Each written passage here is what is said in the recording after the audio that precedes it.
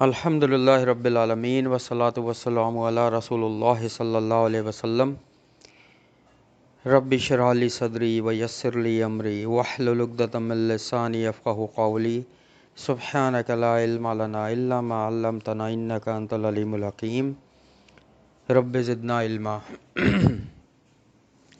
ان الخیر الحدیث کتاب اللہ وخیر الہدی ہدی محمد صلی اللہ علیہ وسلم۔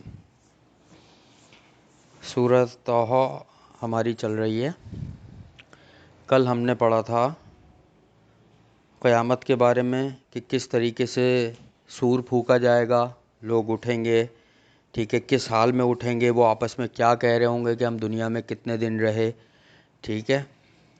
اور اللہ تعالیٰ نے فرمایا کہ پہاڑوں کو اللہ تعالیٰ اڑا دیں گے، ٹھیک ہے، اور اس زمین کو چٹیل میدان اللہ تعالیٰ بنا دیں گے، ٹھیک ہے۔ یہ سب ہم نے اس کی ڈیٹیل پڑھی۔ انشاءاللہ ہم آگے شروع کرتے ہیں۔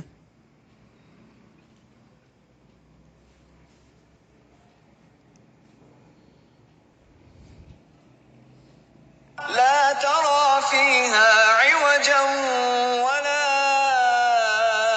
أمتا لا ترى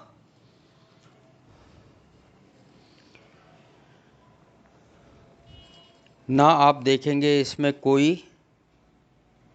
کجی یا نشیب اور نہ کوئی ٹیلا یا بلندی، یعنی کہ یہ زمین جب چٹیل میدان بنا دی جائے گی، ٹھیک ہے، تو اللہ تعالیٰ فرما رہے ہیں کہ اس میں کوئی بھی راستے نہیں ہوں گے، نہ کوئی ٹیلا، اونچائی ہوگی، پہاڑ، ٹھیک ہے، چوٹیاں، چٹانیں، کچھ اس طرح کی چیز نہیں ہوگی، نہ اس میں کوئی راستے ہوں گے، سڑکیں یا نہریں یا کوئی ایسی چیز، سب بالکل ہموار سطح میدان بنا دیا جائے گا اس زمین کو، ٹھیک ہے۔ قیامت والے دن اللہ تعالیٰ سب کچھ ختم کر دے گا۔ اس کی ہم ڈیٹیل کچھ کل پڑھ بھی چکے ہیں، اور اس کی ہم ڈیٹیل سورہ کہف میں بہت تفصیلاً پڑھ چکے ہیں، ٹھیک ہے، کہ اللہ تعالیٰ زمین کو چٹیل میدان بنا دیں گے، ٹھیک ہے۔ اگلی آیت کی طرف چلتے ہیں ہم۔ يومئذ يتبعون الداعي لا عوج له وخشعت الأصوات للرحمن فلا تسمع إلا همسا۔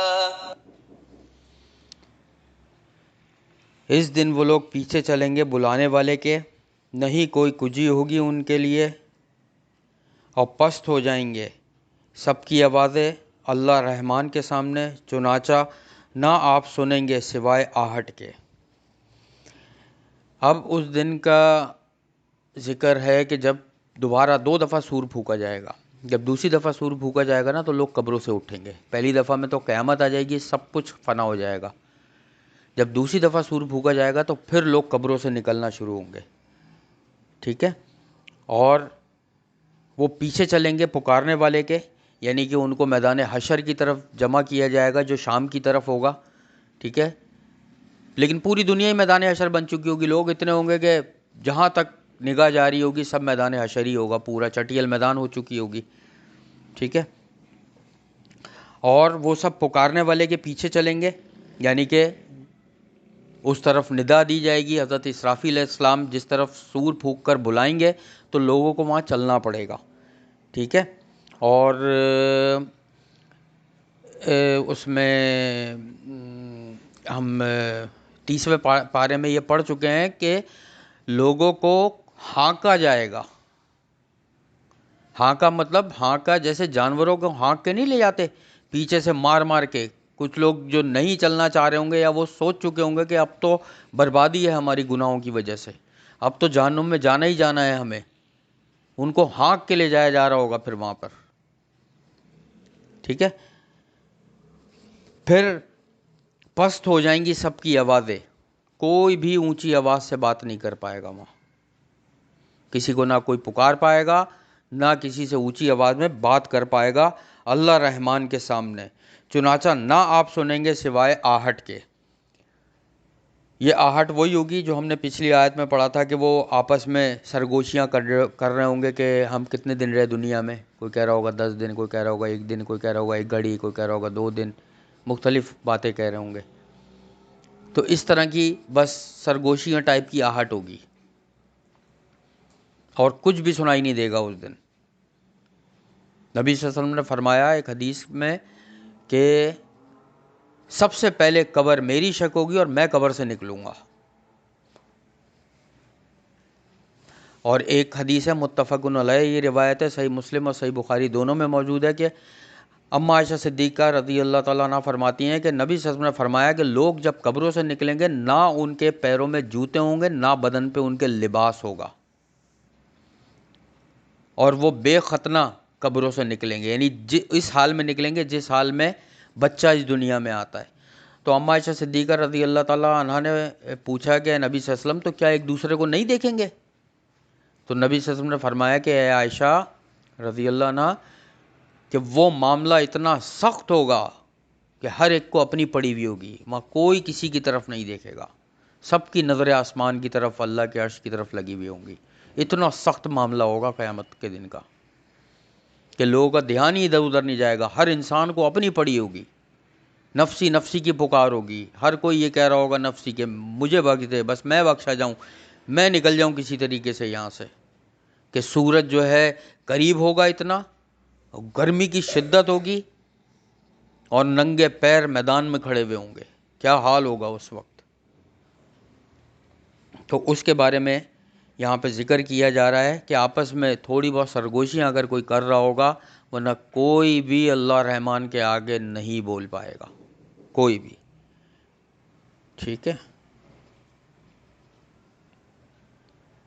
يومئذ لا تنفع الشفاعة إلا من أذن له الرحمن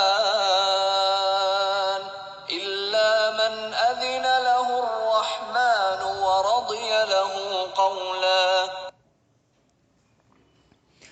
اس دن نہیں نفع دے گی کوئی سفارش مگر اس شخص کی کہ اجازت دے گا اس کے لیے رحمان یعنی اللہ، اور پسند کر لے گا اس کے لیے بات کرنا.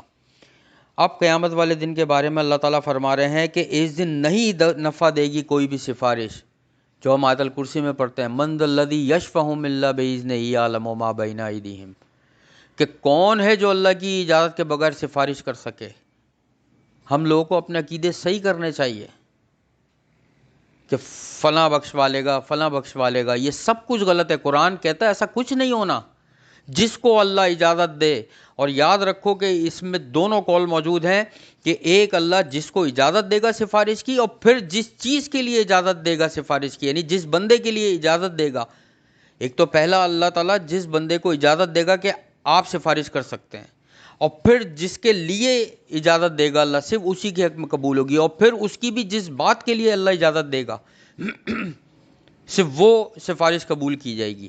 ایسا نہیں ہے کہ کوئی بندہ بھی اٹھ کے سفارش کرنے لگے اور جس کے لیے چاہے مرضی کرنے لگے سفارش، ایسا ہرگز بھی نہیں ہے. اللہ جس کے لیے پسند کر لے گا سفارش کرنا، بس اسی کو اللہ اجازت دے گا، کہ اسی کے لیے اللہ پسند کرے گا کہ وہ اللہ سے سفارش کر سکے. ہمیں اپنے عقیدے صحیح کرنے ہیں، ہمیں اپنے عمل صحیح کرنے ہیں، اعمال صحیح کرنے ہیں. اگر ایسی بات ہوتی تو ایک نبی سے بڑھ کر کسی کی سفارش ہو سکتی ہے؟ حضرت نوح علیہ السلام اپنے بیٹے کو نہیں بچا پائے، میں پہلے بھی بتا چکا ہوں. حضرت ابراہیم علیہ السلام اپنے والد کو نہیں بچا پائے. حضرت لوط علیہ السلام اپنی بیوی کو نہیں بچا پائے. پڑھ لو اٹھا کے، قرآن پڑھ لو، حدیثیں پڑھ لو اٹھا کے، نہیں بچا پائے. تو نبی سے بڑھ کر کوئی ہوتا ہے اس دنیا میں؟ تو کون سفارش کر سکتا ہے؟ کوئی بھی نہیں کر سکتا.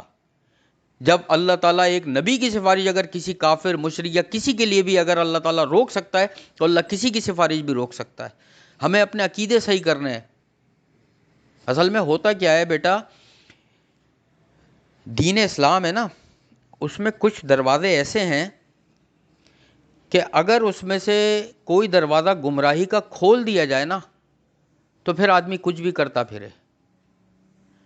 فرض کرو اگر میں تم سے یہ بولوں چونکہ تم مسلمان ہو نبی صلی اللہ علیہ وسلم کی امتی ہو تو اب جو چاہے گناہ کر لو، بس نبی صلی اللہ علیہ وسلم تو بخشوائیں گے ہی بخشوائیں گے. تو تم لوگ کیا کرو گے؟ تم تو پوری زندگی موج مستیوں میں گزار دو گے کہ ہم تو مسلمان ہیں، نبی صلی اللہ علیہ وسلم کے امتی ہیں، بس بات ختم ہو گئی بھائی. ایسی کی تیسی نماز پڑھو نہیں پڑھو، یہ کماؤ وہ کماؤ، حرام کماؤ حلال کماؤ، گانے سنو، فلمیں دیکھو، ڈرامے دیکھو، کھیل کود کرتے رہو، لوگوں کو تنگ کرتے رہو.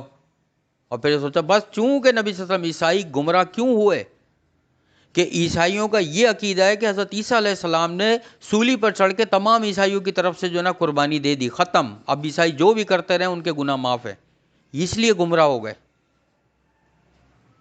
آج ہماری نبی صلی اللہ علیہ وسلم کی جو امت ہے اس میں بھی کیا چیز آتی چلی جا رہی ہے کہ چونکہ مسلمانوں نبی صلی اللہ علیہ وسلم کی امتی ہو بس بخشے بخشائے ہو. ایسا ہرگز بھی نہیں ہے. صاف اللہ تعالیٰ فرما رہے ہیں کہ جس کو اللہ اجازت دے گا اور جس کے لیے دی جائے گی، اپنے عمل صحیح کرو. صاف حدیث ہے کہ فاطمہ رضی اللہ تعالیٰ عنہ، نبی صلی اللہ علیہ وسلم نے اپنی بیٹی کو فرمایا کہ اے فاطمہ، بیٹی ہیں، خون کا رشتہ ہے کس سے؟ نبی سے. نبی صلی اللہ علیہ وسلم نے فرمایا اے فاطمہ یاد رکھنا محمد کی بیٹی ہے، نہیں بخشی جائے گی، عمل کرو، عمل کرو جہنم سے بچنے کے لیے، نیکی کی طرف آؤ. ان سے بڑھ کر کسی کا درجہ ہو سکتا ہے؟ نبی صلی اللہ علیہ وسلم اپنی بیٹی کو تو یہ فرما رہے ہیں، اور ہم یہاں 1400 سال کے بعد جو ہے نا یہ سوچ کے بیٹھے ہوئے ہیں بس ہم تو امتی ہیں، بخشے جائیں. کچھ بھی کرتے رہو یار، رشتہ داروں سے جھوٹ بول دو، کوئی بلائے تو بہانہ کر دو، اس کو شادیوں میں نہیں بلاؤ، اس کا حق مار لو، اس کی وراثت مار لو، اس کا یہ کر لو، جو بھی کرتے رہو بس بخشے جائیں گے. کیسے ہوگا ایسے؟ وہ اپنی بیٹی کو کیا تلقین کر کے جا رہے ہیں اور ہم کس بات پہ عمل کر رہے ہیں؟ کیوں؟ کیونکہ ہم پڑھتے نہیں ہیں نبی صلی اللہ علیہ وسلم کی سیرت. ہم اگر پڑھیں گے تو ہمیں اندازہ ہوگا کہ نبی صلی اللہ علیہ وسلم نے اپنے بیٹیوں کو، اپنے داماد کو، صحابہ کرام کو کیا کیا نصیحتیں کریں. وہ نصیحت ہم پڑھیں گے تو ہمیں اندازہ ہوگا نا. تو بھائی عمل صحیح کر لو، عمل صحیح کر لو، عمل صحیح کر لو. بس ہر انسان جو ہے نا ہاں عمل میں کمی بیشی ہو جائے، کوتاہی ہو جائے، یقیناً اللہ معاف کرنے والا ہے، یقیناً معاف کرنے والا ہے. اور پھر نبی صلی اللہ علیہ وسلم سفارش کریں گے جن کے عمل میں کمی بیشی رہ جائے گی، ان کے نام اعمال میں شرک نہیں ہوگا، کفر نہیں ہوگا، کوئی ایسا عمل نہیں ہوگا، رشتہ داروں سے قطع تعلق نہیں کیا ہوا ہوگا، اور بہت سارے بڑے کبیرہ گناہ ہے، قتل ہو گیا، امانت میں خیانت ہو گیا، یہ کبیرہ گناہ بتا رہا ہوں، کسی مومنہ عورت پر تہمت لگانا ہو گیا، نماز چھوڑنا ہو گیا، یہ وہ کبیرہ گناہ ہے. یہ ان میں سے کوئی بھی ہے، اس کے علاوہ بھی ہو، جادو ٹونا کرنا، یہ نام اعمال میں نہیں ہوں گے تو نبی صلی اللہ علیہ وسلم بے شک سفارش کریں گے کہ یا اللہ کمی بیشی ہے، اللہ تعالیٰ معاف کر دیں گے. قیامت والے دن صحیح مسلم کی حدیث ہے کہ لوگ حضرت آدم علیہ السلام کے پاس جائیں گے، اتنا سخت معاملہ ہوگا، اور کہیں گے کہ آپ اللہ سے دعا کریں کہ اللہ ہمیں جہنم میں ڈال دے بے شک، لیکن اس گرمی سے ہمیں بچا لے، اس عذاب سے. حضرت آدم علیہ السلام کہیں گے آج میں کچھ نہیں کر سکتا. وہ حضرت نوح علیہ السلام کے پاس جائیں گے، حضرت ابراہیم علیہ السلام کے پاس جائیں گے، حضرت موسیٰ علیہ السلام، سب کے پاس جائیں گے لوگ. حضرت موسیٰ علیہ السلام کہیں گے مجھ سے دنیا میں قتل ہو گیا تھا، میں آج اللہ سے بات نہیں کر سکتا، کہیں مجھ سے اللہ میرے قتل کا حساب نہ لے لے. پھر کرتے کرتے آخر میں نبی صلی اللہ علیہ وسلم کے پاس آئیں گے. نبی صلی اللہ علیہ وسلم مقام محمود پر جا کر سجدہ کریں گے اللہ کو اور دعا کریں گے. اور نبی صلی اللہ علیہ وسلم نے فرمایا کہ اللہ تعالیٰ مجھے اپنی تعریف کے پھر ایسے کلمات سکھائے گا جو اب تک اللہ تعالیٰ نے کسی کو نہیں سکھائے، نہ کسی کو بتائے، نہ اتارے. مطلب ایسے کلمات، میں وہ کلمات پڑھ کے اللہ کی حمد بیان کروں گا. پھر اللہ تعالیٰ فرمائے گا اے نبی صلی اللہ علیہ وسلم سجدے سے سر اٹھائیے، سوال کیجئے پورا کیا جائے گا، سفارش کیجئے قبول کی جائے گی. پھر نبی صلی اللہ علیہ وسلم سفارش شروع کریں گے اپنی امت کی، اور یہاں سے شروع کریں گے کہ وہ فرمائیں گے کہ یا اللہ لوگوں کا حساب شروع کر، حساب کتاب شروع کر، لوگ بہت پریشان ہیں. پھر حساب کتاب شروع ہوگا، پھر ایک پورا معاملہ ہے. یہ میں نے سختی کے بارے میں بتایا کہ وہاں کتنا سخت عمل ہے. کوئی بندہ بھی یہ نہیں سوچے کہ میں کچھ بھی کر لوں بخشا جاؤں گا. اللہ نے اگر پکڑ لیا تو کیا جواب دے گا؟ اس اللہ کی پکڑ پہ بہت ساری احادیث ہیں، بہت ساری احادیث. ٹھیک ہے، تو سوائے آہٹ کے کچھ بھی نہ سنیں گے اس دن. اور اللہ تعالیٰ جس کے لیے بات کرنا پسند کر لے بس وہی سفارش کر سکے گا. يعلم ما بين أيديهم وما خلفهم ولا يحيطون به علما.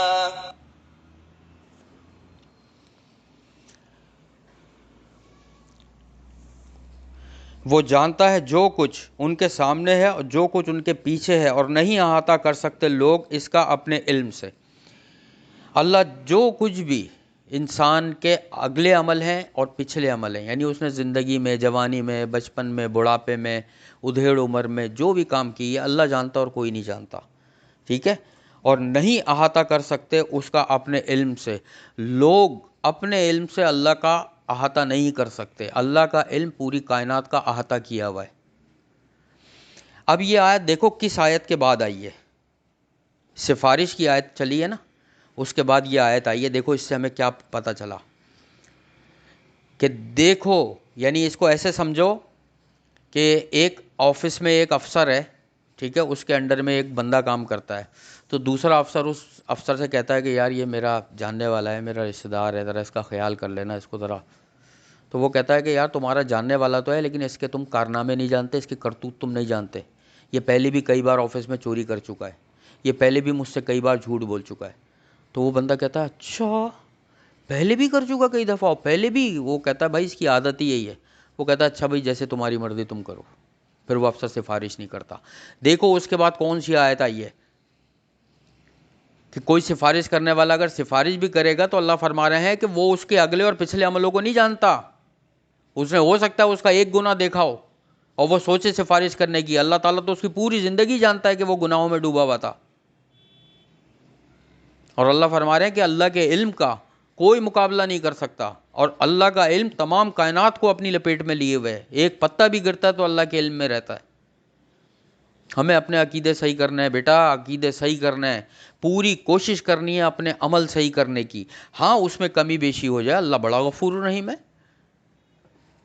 نبی صلی اللہ علیہ وسلم بے شک سفارش کرنے والے ہیں، ہمیں بہت اچھی امید ہے اللہ سے، ہمیں پورا ایمان ہے اور یقین ہے کہ ہم توحید پر قائم رہیں گے، گناہوں کبیرہ سے دور رہیں گے، نیک عمل کرتے رہیں گے اور اس حال میں دنیا سے جائیں گے اور پوری امید کے ساتھ جائیں گے کہ اللہ ہمیں معاف کرے گا اور نبی صلی اللہ علیہ وسلم کی ہم سفارش ہمیں نصیب ہوگی۔ یہ ہے اصل چیز، یہ نہیں ہے کہ کچھ بھی کرتے رہو یہ وہ بس بخشے جائیں گے۔ یہ عیسائیوں کا اور یہودیوں کا جو ہے نا طریقہ ہے۔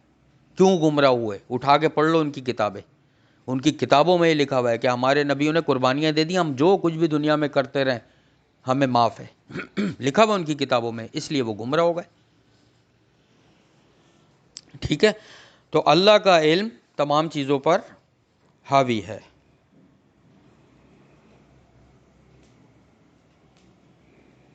وعنت الوجوه للحي القيوم وقد خاب من حمل ظلما.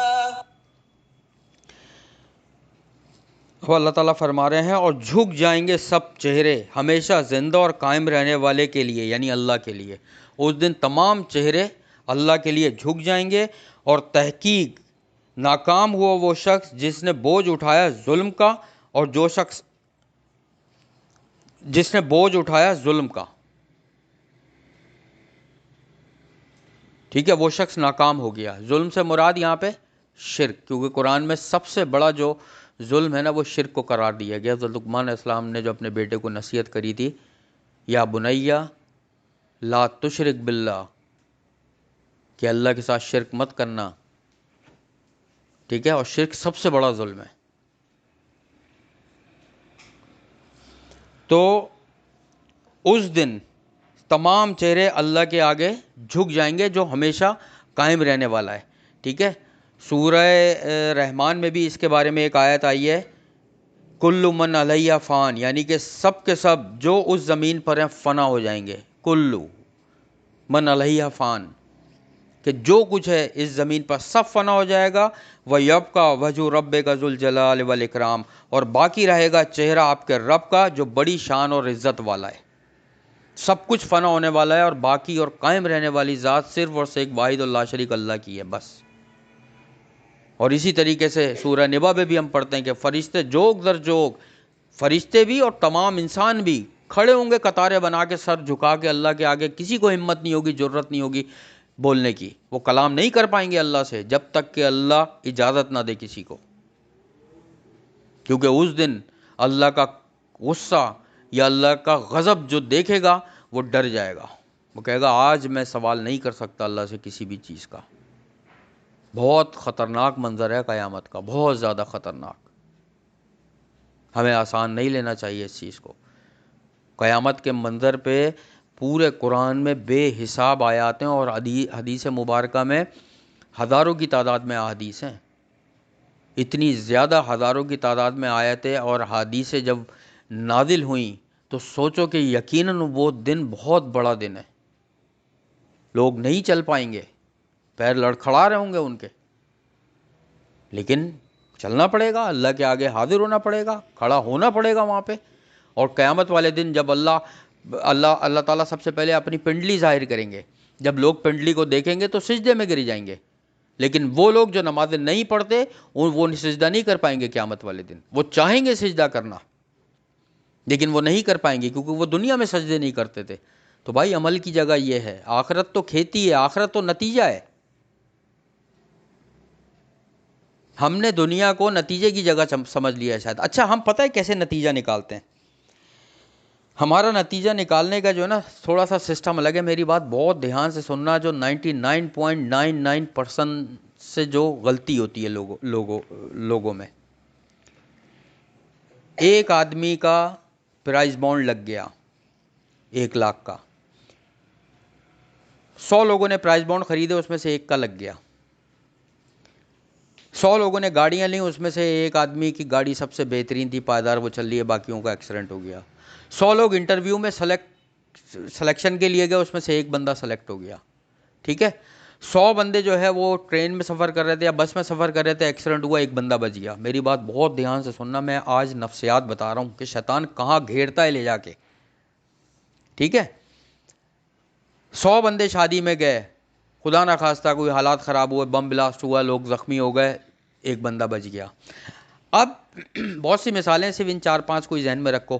جس کا پرائز بانڈ لگا تھا فوراً اس کے ذہن میں آتا ہے دیکھو یار شاید میں نیک تھا، میرا یہ کام ہو گیا. جو بم بلاسٹ میں بچ گیا تھا اس کے ذہن میں شیطان ڈالتا ہے بھائی تو نیک تھا، باقی تو خراب تھے. جس کی گاڑی صحیح چل رہی تھی، باقیوں کا ایکسیڈنٹ ہو گیا تھا، اس کے دل میں ڈالا بھائی تو نیک ہے سب سے زیادہ، باقی دیکھ کیسی ہو گئی. اسی طریقے سے جو بھی بندہ جس کام میں بچ رہا ہے، انٹرویو میں جو سلیکٹ ہو گیا، اس کے دل میں دیکھا تو ہے خوش قسمت، اللہ کے نزدیک پسندیدہ، ورنہ اللہ ان کو سلیکٹ نہیں کروا دیتا. ہرگز نہیں، یہ معیار ہے ہی نہیں. تم اٹھا کے دیکھ لو صحابہ کرام کی زندگیوں میں کہ صحابہ کرام سے زیادہ پیسہ جو ہے وہ ابو جہل اور ان لوگوں کے پاس تھا. انبیاؤں سے زیادہ پیسہ جو ہے نا شداد کے پاس دولت تھی، فرعون کے پاس دولت تھی. یہ معیار ہے ہی نہیں. یہ معیار ہے ہی نہیں کہ میرا سلیکٹ ہو گیا، میرا یہ کام ہو گیا. میں نے پروپوزل بھیجا تھا، اس لڑکے کا پروپوزل آیا تھا، 5 ہمارے خاندان کی لڑکیوں میں دیکھو میری بیٹی کا سلیکشن کیا اس نے. یہ ہے ہی نہیں معیار. معیار صرف اور صرف ایک ہے، وہ قرآن اور حدیث اور عمل. بس جو ہونا ہے وہ تو لکھا ہوا ہے نصیب میں. کتنے ایسے لوگ ہیں کہ مومن متقی پرہیزگار انٹرویو کے لیے جا رہے ہیں 10 لوگ، اس میں ایک ہندو ہے، ہندو سلیکٹ ہو جاتا ہے.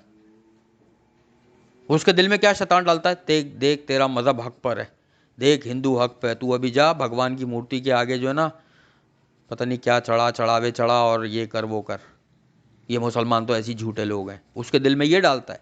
جو مسلمان ہیں ان کے دل میں ڈالتا ہے تو نیک ہے، باقی سب تو کافر و مشرک ہیں. یہ عمل شیطان ڈالتا ہے دلوں میں. ہر ایک کو مطمئن کیا ہوا ہے شیطان نے کہ تو نیک ہے، تیرا یہ کام ہو گیا. بھائی صحابہ کرام کی زندگیاں اٹھا کے پڑھو. اونٹوں پہ جا رہے ہیں، اونٹ بیمار ہو گئے راستے میں، صحابہ کرام کو پیدل چلنا پڑا، اور کافر جو ہے وہ دور سے اپنے اپنے گھوڑوں اور اونٹوں پہ جا رہے ہیں. ان کے دل میں نہیں ڈالا ہوگا کیا صحابہ کرام کے دل میں یا کافروں کے دل میں؟ یہ پہچان ہے ہی نہیں کہ دنیا میں اگر 10 لوگ شریک ہو رہے ہیں، کسی ایک کا کام ہو گیا تو وہ نیک ہے. وہ جس کا کام ہو اللہ نے جو دیا وہ اللہ کی حکمت ہے. انسان کو یہ سوچنا چاہیے وہ کفر شرک جتنے بھی گناہ کبیرہ بتائے ہیں کہ ان میں تو مبتلا نہیں ہے، ابھی بتایا میں نے 2 منٹ پہلے. یہ دیکھنا چاہیے کامیاب وہ شخص ہے. کتنے ایسے اللہ کے ولی ہیں جو غربت میں زندگی گزار رہے ہیں، امام ابن تیمیہ رحمۃ اللہ علیہ جیل کی کال کوٹری میں زمین کے اندر ان کا انتقال ہوا، تو پسند کرتے تھے وہ کہ مجھے قید خانے میں قید کر دیا جائے. کیوں؟ کہتے تھے یہاں پہ میرا اچھا، قرآن سے اچھا میرا ساتھی کوئی نہیں ہوتا. اور وہاں سے انہوں نے کئی کتابیں لکھی جو قیامت تک چلتی رہیں گی. عقیدہ الواسطیہ، سونے سے لکھنے کے قابل ہے وہ کتاب، ایسی امام ابن تیمیہ کی کتاب ہے وہ. اس کے علاوہ بے حساب امام ابن تیمیہ نے جو ہے نا کتابیں لکھی ہیں. امام ابن کثیر جو ٹاپ کلاس تفسیر ہے قرآن کی، یہ امام ابن کثیر رحمۃ اللہ علیہ یہ کون تھے؟ امام ابن تیمیہ کے شاگرد تھے. سوچو شاگرد کا یہ حال ہے تو استاد کیسے ہوں گے؟ قید خانے میں انتقال ہوا ہے. امام شافعی کو منہ کالا کر کے گدھے پہ بٹھا کے پورے عرب میں گھمایا گیا تھا. ایک فتوے انہوں نے جو نا حدیث کے حساب سے دیا تھا اور لوگ اس کو مان نہیں رہتے، وہ ایک لمبا واقعہ ہے. خیر، صرف یہ بتا رہا ہوں کہ یہ معیار نہیں ہے کامیابی کا کہ آپ کا سلیکشن ہو گیا، آپ گھر پہ پہنچ گئے، آپ کا بانڈ نکل آیا، شادی میں سب کو نقصان ہوا، آپ بچ گئے، ایک بس لٹ گئی اس میں سارے زخمی ہو گئے، سب کے ہاتھ پیر ٹوٹ گئے، آپ بچ گئے. موٹر سائیکل سے 4 بندے ٹکرا کے گرے، اس میں سے ایک بچ گیا، باقی لوگوں کی ٹانگیں ٹوٹ گئیں تو وہ میں سب سے زیادہ خوش قسمت میں نیک ہوں. یہ سب سے پہلے شیطان دل میں ڈالتا ہے. اس کو اپنے اعمال قرآن و حدیث سے تولنے چاہیے. بات یہ ہے ساری. بہرحال ہم آج یہیں تک پڑھتے ہیں. سوچا تو تھا اس کو اور آگے لے کے جائیں گے، ٹھیک ہے، لیکن چونکہ یہ بات ایسی آئی کہ ہمارے عقیدے، ہمیں اپنے عقیدے صحیح کرنے چاہیے. دیکھو سب سے پہلے انسان یہ دیکھے کہ فرائض ادا کر رہا ہے، وہ فرائض کے بعد وہ چیز دیکھے کہ جو بہت سخت، جس کے بعد فرائض میں حلال اور حرام بھی شامل ہے، کہ اللہ نے جس چیز کو حرام قرار دیا ہے اللہ اور اللہ کے رسول نے، تو اس چیز کو وہ حرام سمجھے، یہ فرض میں آتا ہے. پھر وہ گناہوں سے بچنا چاہیے جو کبیرہ گناہ ہیں. کبیرہ گناہوں پہ میں کسی دن اور لیکچر ایک دے دوں گا، اس میں کمپلیٹ کوشش کروں گا کہ جو بھی کبیرہ گناہ ہیں ان کی ڈیٹیل بتاؤں. بہت سارے کبیرہ گناہ ایسے ہیں جو عام آدمی لوگ اپنے گھروں میں اور کر رہے ہوتے ہیں، ان کو پتہ نہیں ہوتا وہ کبیرہ گناہ کر رہے ہوتے ہیں، کہ اللہ تعالیٰ قیامت والے دن سوال کرے گا. رشتہ داروں سے تعلق توڑنا، ہر گھر میں نے جتنے گھر دیکھے نا سوائے چند ایک کے، میں جتنے اپنے دوستوں کو جانتا ہوں، میں اپنے جتنے پڑوس والوں کو جانتا ہوں، میں 5-6 محلے چینج کر کے آیا ہوں، ہر جگہ رہا ہوں میں، وہاں پہ بھی. اس کے علاوہ رشتہ داروں میں بھی الحمدللہ ملنا جلنا ہے. اس کے علاوہ آفس میں بھی لوگوں سے بات چیت ہوتی رہتی ہے. ہر بندہ تقریباً قطع تعلق کا جو ہے نا وہ شکار ہے، کہ رشتہ دار سگے بہن بھائیوں سے، ماں باپ سے، ماموؤں سے، پھپھوؤں سے، خالاؤں سے، کسی نہ کسی ایک آدھ سے اس نے ملنا جلنا چھوڑا ہوا ہے. اور یہ اتنا بڑا کبیرہ گناہ ہے کہ اس کی سزا جو ہے نا وہ مرنے سے پہلے بھی اللہ دے گا، اور اس کی سزا قیامت والے دن بھی ہے. جب اللہ تعالیٰ نے رحم کو بنایا نا، رحم کے رشتے کہلاتے ہیں یہ، جب اللہ نے رحم کو بنایا تو رحم اللہ کا عرش پکڑ کے لٹک گیا کہ اللہ تو نے مجھے جو تخلیق کیا ہے، لوگ مجھے کاٹیں گے، یعنی رشتہ داری توڑیں گے، قطع تعلق کریں گے. تو اللہ تعالیٰ نے ان سے فرمایا کیا تو اس بات پہ راضی ہے کہ جو تجھے کاٹے میں اس کو کاٹ دوں؟ تو وہ کہنے لگا ہاں اللہ میں راضی ہوں. تو اللہ نے کہا ٹھیک ہے. آج ہر گھر میں یہ ہے. نبی صلی اللہ علیہ وسلم نے فرمایا جو چاہتا ہو اپنے رزق میں برکت ہو، اس کو چاہیے کہ صلح رحمی کرے. اور صلح رحمی کیا ہے؟ اب بہت شارٹ بتاتا ہوں 1-2 منٹ میں بس، میری بات بہت دھیان سے سننا. لوگ سمجھتے ہیں صلح رحمی یہ ہے کہ ہم نے اس کو دعوت پہ بلایا، ہم اس کے یہاں شادی میں گئے، اس نے ہمیں بلایا، ہم اس کے یہاں چلے گئے اور بس یہ ہم نے صلح رحمی کر لی. اصل میں رشتہ داری جوڑنا یہ ہے جو کاٹے اس سے جوڑو. یعنی کسی نے آپ کو شادی میں نہیں بلایا اپنے بیٹے بیٹی کی، آپ اس کو بلاؤ، ٹھیک ہے. کسی نے آپ کو اپنے گھر پہ نہیں بلایا، کاٹ دیا، آپ اس کو اپنے گھر پہ بلاؤ. کوئی آپ سے ملنے گھر پہ نہیں آیا، آپ شدید بیمار تھے اور آپ سے ملنے نہیں آیا، جب وہ بیمار ہے آپ اس سے ملنے جاؤ. یہ ہے اصل میں صلح رحمی. ایک صحابی نبی صلی اللہ علیہ وسلم کے پاس آیا اور فرمانے لگے نبی صلی اللہ علیہ وسلم میرے رشتہ دار ہیں کہ جو مجھ سے نہیں ملتے لیکن میں ان سے ملتا ہوں، جو مجھ سے ملنا نہیں چاہتا لیکن میں ان سے جو ہے مل رہا ہوں. تو نبی صلی اللہ علیہ وسلم نے فرمایا اگر ایسا ہی ہے تو ان کے منہ میں گویا خاک ڈال رہا ہے، ان کے منہ میں راکھ ڈال رہا ہے. یعنی اصل صلح رحمی تو یہ ہے جس نے آپ کو بلایا آپ اس کے یہاں چلے گئے، یہ تو کرنا ہی کرنا ہے، یہ تو لازمی ہی لازمی ہے۔ میں بات کر رہا ہوں کہ جو آپ سے توڑ دے، جو آپ کو کہہ دے کہ میرا تجھ سے تعلق نہیں ہے، میرا فلاں سے تعلق نہیں ہے، میں ماموں کے گھر نہیں جاؤں گا، ماموں نے منع کر دیا تھا، پھپھو نے، خالہ نے، فلاں نے، چچی نے، تایا نے، یہ وہ، اور پھر اس سے ملو گے۔ کیسے منع کر دیا تھا بھائی، ہم تو ملیں گے۔ یہ ہے صلح رحمی۔ اگر آپ نے منع کر دیا میں رشتہ دار کے یہاں ماموں، چچا، بھتیجی، بانجی جو بھی ہے نہیں مل رہا، تو یہ قطع تعلق ہے، اور اس کا اتنا بڑا گناہ ہے کہ اللہ تعالیٰ مرنے سے پہلے بھی دیتا۔ آج ہر گھر میں دیکھ لو رزق کی پریشانی کیوں ہے؟ سب سے بڑی وجہ جو ہے نا وہ نماز اور قرآن سے دوری اور قطع رحمی۔ انسان نے رشتے توڑے ہوئے۔ یہ نہیں ہے کہ شادی کارڈ دے دیا، ہم نے بھی بلا لیا، ختم ہو گئی بات۔ تو بھائی یہ ہے آج معاشرے کا مسئلہ کہ رشتہ دار اگر گھر بھی آ جائیں تو اندر ہی اندر کھانے کھا کے ایک ایک کر کے بندہ آ رہا ہوتا ہے، وہ باہر بیٹھا ہوا ہے، اس کو چائے پلا دی یا جوس پلا دیا، کھانے کا ٹائم ہے، خود کھانا کم بنایا ہے تو وہ ایک ایک کر کے جا کے کھا کے آ رہے ہوتے ہیں، اور رشتہ داروں کو جوس یا چائے پلا کے بھیج دیتے ہیں واپس۔ آج یہ ہے معاشرہ، کتنے گھروں میں نے ایسا دیکھا ہے۔ صحابی کا دور یاد کرو کہ صرف 3 یا 4 نوالے تھے ان کے پاس، اور ایک سائل آ گیا مانگنے کے لیے، اور رکھ دیا انہوں نے اندھیرا کر کے، اور خود خالی منہ چلاتے رہے اور سائل کو کھلا دیا۔ اس 3-4 نوالوں نے 4 بندوں کی بخشش کری تھی، اللہ نے 4 بندوں کو بخش دیا تھا، اور اللہ نے نبی صلی اللہ علیہ وسلم کو وہی نازل کری کہ بتا دیے گا ان صحابی کو کہ اللہ ان کی مہمان نوازی سے بہت خوش ہوا۔ آج ہمارے یہاں دیکھ لو، مہمان آئے تو اچھی چیز کرنے کے بجائے مسلمان وہ ہے جو دوسرے مسلمان کے لیے وہی چیز پسند کرے جو اپنے لیے پسند کر رہا ہے۔ یہ حدیث کے الفاظ ہیں۔ آج ہم دیکھ لو، میں نے خود دیکھا ہے بازاروں میں کہ گئے بہت زبردست گفٹ لینے گئے۔ اب دیکھو تم سین دیکھنا، ہم غلطیاں کیا کر رہے ہوتے ہیں۔